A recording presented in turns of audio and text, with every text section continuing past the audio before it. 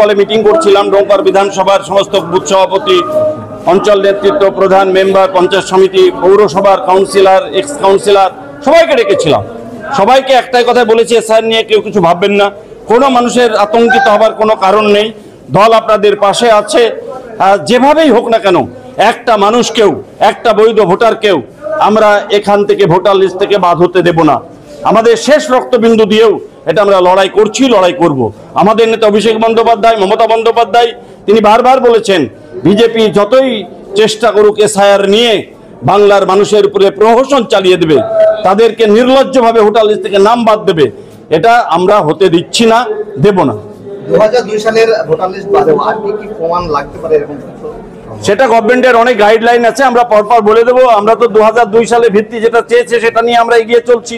তারপরেও যা যা দরকার আছে আমরা সব রকম সহযোগিতা প্রত্যেকটা পাবলিককে, প্রত্যেকটা জনগণকে করব।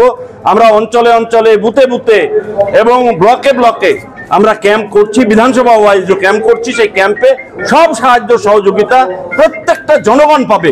যদি কারোর মনে হয় যে আমার কোনো অসুবিধা আছে, আমাদের প্রত্যেকটা পঞ্চায়েতে পঞ্চায়েতে যে ক্যাম্প হবে, ব্লকে ব্লকে যে ক্যাম্প হবে, বিধানসভা ভিত্তিক যে ক্যাম্প হবে, ওয়ার্ড ভিত্তিক যে ক্যাম্প হবে, এসে যোগাযোগ করবে। আমরা পাবলিককে সব ধরনের সাহায্য এবং সহযোগিতা করব।